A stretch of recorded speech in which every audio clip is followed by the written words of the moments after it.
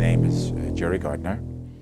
I am a professor at the University of Utah, associate professor. Perhaps maybe I'll go to be full professor.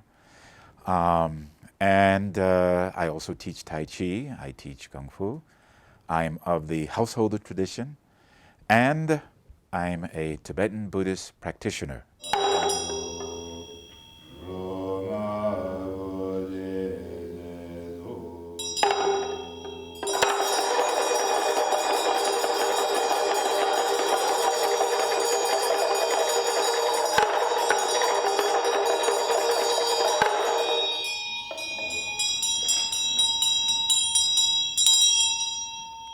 My first encounter with Utah was probably 1980, and I came to study dance, performance, mime, basically theater, and I came to do an intensive summer workshop with a particular a dancer performer here.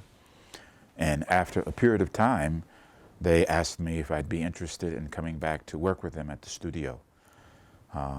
And I wound up subsequently running the studio and teaching and working for the Utah Arts Council, and pretty much teaching and working throughout the state of Utah in terms of being an artist in residence. So that was my first encounter here, was really through the theater.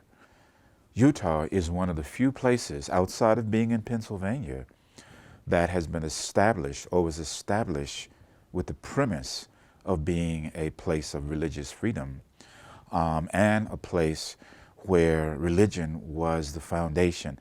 And not religion, because sometimes people, when they hear the word religion, they go, oh, religion.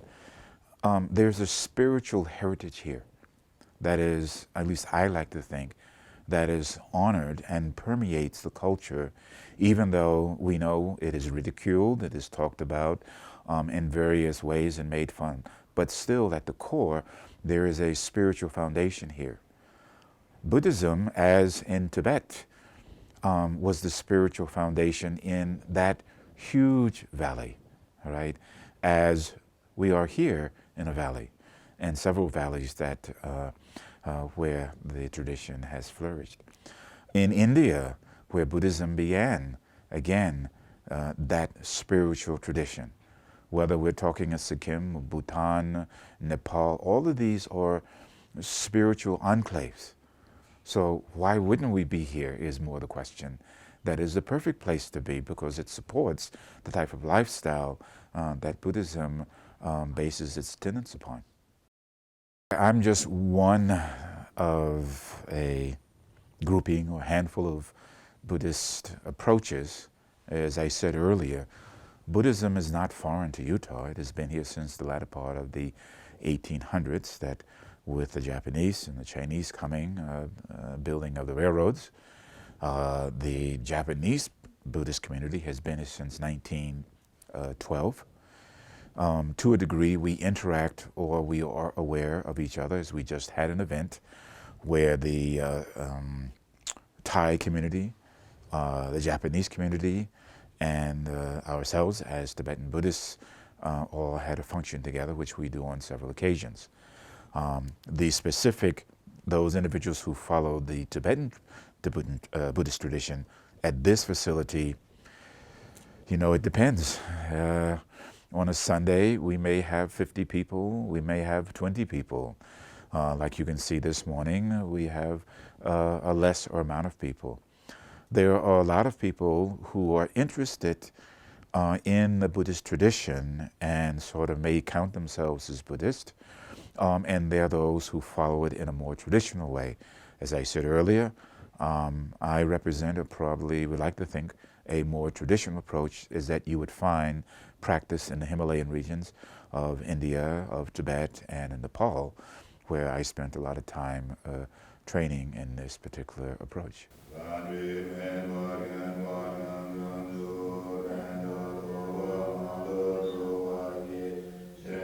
Utah is a very open community.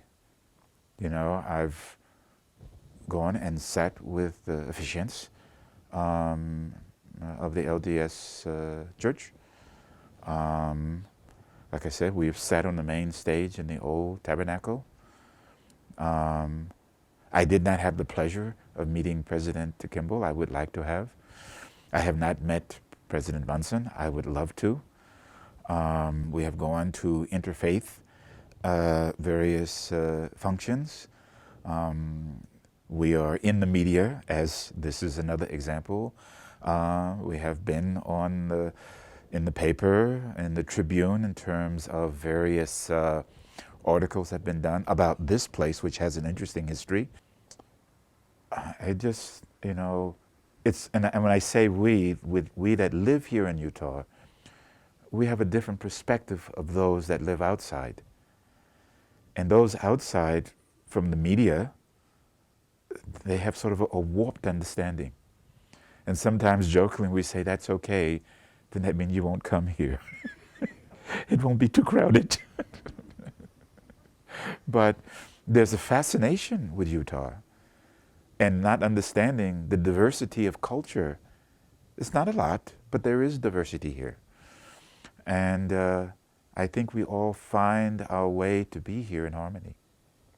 When we were able to acquire this particular building, we have also had support from the Mormon community, and where they will come and visit to see what is this about. Will they've come from the Salt Lake City Community College, or they've come from various other venues within the state, just to be informed. So we're here hopefully just to be part of the diversity and the fabric of the spiritual and religious community here. With the activities of His Holiness Dalai Lama, global, again, that brings it to the forefront. And one of the reasons that we actually came here is because we knew that there was a Tibetan community here. So that Tibetan community also has been visible and lends itself to informing the larger community in terms of the political situation of Tibet, the religious situations of Tibet, and how it has spanned out globally and affected, we see culture, the culture in many, many different ways. Case in point, Taco Bell. Ranch, some type of taco they're making. There's a scene where there's a group of monks who are in silence nodding their head with subscripts about they're happy that this type of taco is being made. Remax has used, there's so many examples of how Tibetan Buddhism has permeated this culture.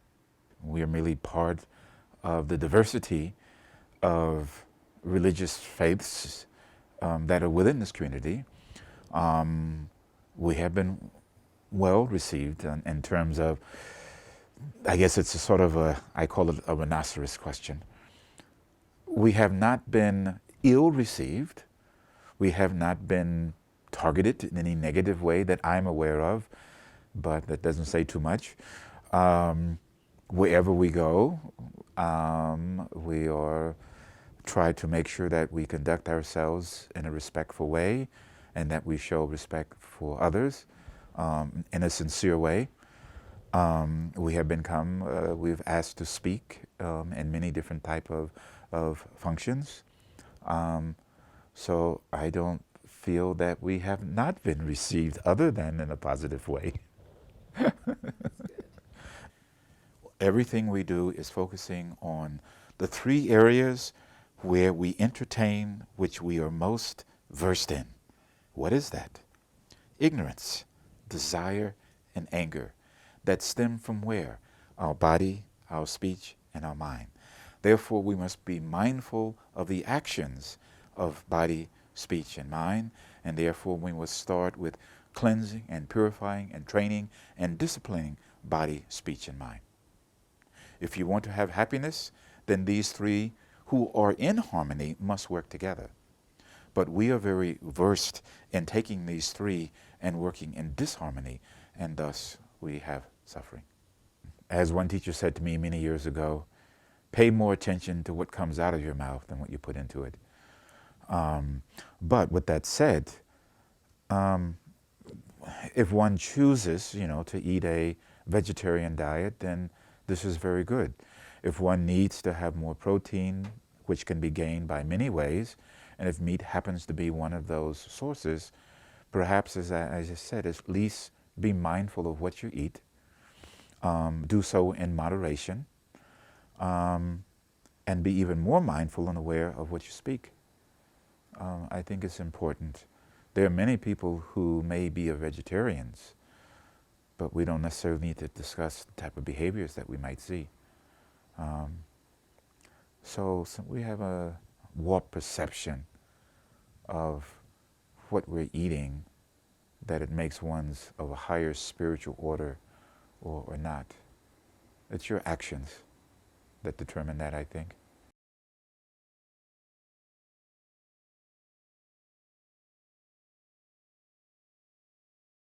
There's the beginning, there's the middle, there's the end. There's the invocation, there's that which purifies, there are the offerings through prayer and through silence. Then there's the dedication and the wishing of well for all that have attended and for all who have not attended. That's pretty much the structure, no matter how and where you may go. The underpinnings of it is, how do we become more human in our humanity? How do we bring it into the larger context of our societies? How do we really develop compassion, loving kindness through mindfulness and awareness? And how do we govern what we do, what we say, and what we think in a harmonious way that benefits others and self? At the basic of all religions, of all philosophies, you don't have too much more than that. We have various types of practices that we engage in. The intention is to engage in practice every day, but it's not a daily practice. It's a moment-to-moment practice. We're always practicing. This very moment is practice. Mindfulness and awareness, practice. Compassion, practice. Always engaged in that process. It's not, okay, now I am practicing, and now I am not. You saw us practicing in a formal way, but that practice has continued in an informal way until I practice again in the formal way, moment by moment. If people look in the window and they see, it will appear as though we're sitting still. But in actuality, there's a whole lot much more going on.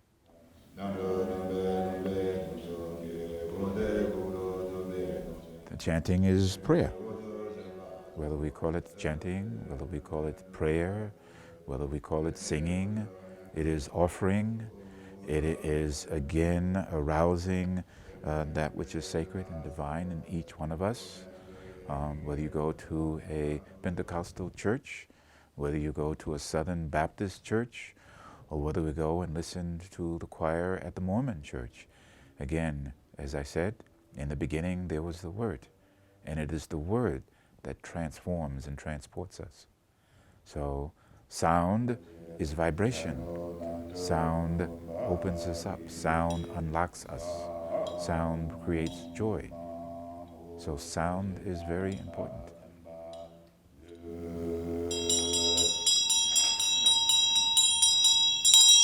The sound of the bell is offering. The sound of drum is used in cultures everywhere.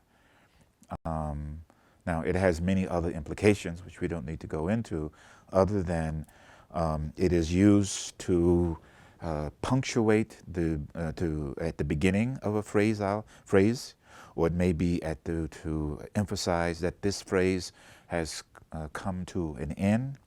It may be, again, to invoke and to invite. It may be to offer praise and respect and reverence at a certain point. It may be to summons, please come. and also to show delight.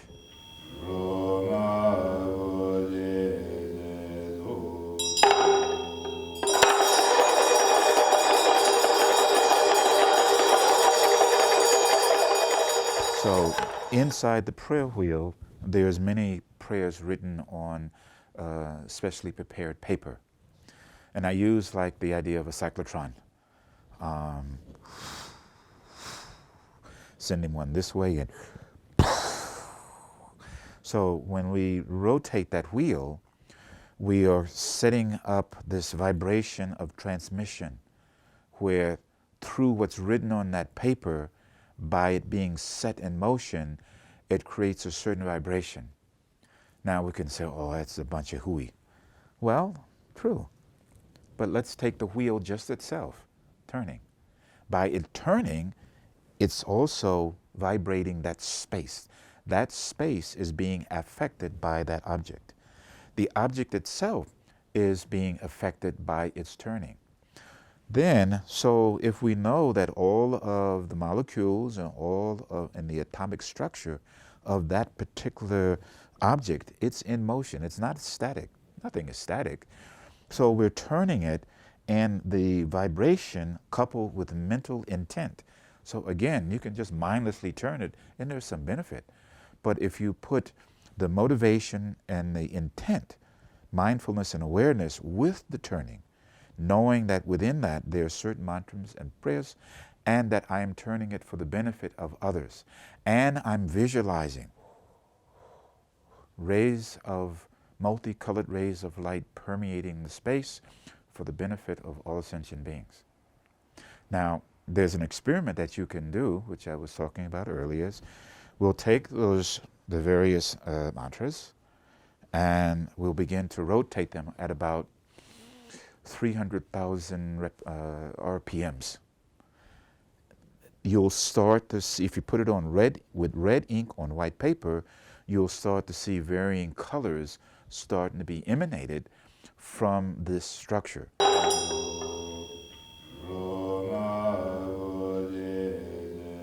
This space is filled with those who have discovered that this is their path. That as this building has been here for 100 years, that it will continue to be here for another 100 years, provided that we can find the appropriate funding that would facilitate that work needs to be done, so that can happen. Perhaps is to find, and I know it's out there, a retreat center in the mountains where, and I know sometimes Buddhists says, oh, you're not involved in the community. And yeah, I want to go to the mountains and sit in a small hermitage and practice. Yeah, and occasionally come down when it's time. It's not time for me to do that just yet.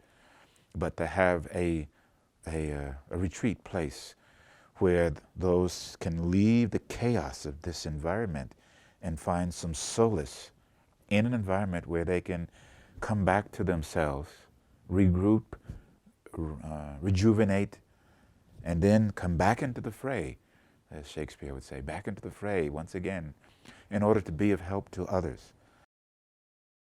We're open all the time for the public. You don't have to be Buddhist to come here. You can, whatever you choose. It's the doors open, you come, you can sit. You can come on Sunday and sit in the puja that goes from 11 to 1. You can come on Saturday morning and sit in meditation. You can come on Tuesday, Thursday morning and sit in Dharma. It's open for anyone to come. The same as I go sit in the Catholic Church and sit in the pews. Anyone can come to any tradition and sit and partake of that which is sacred.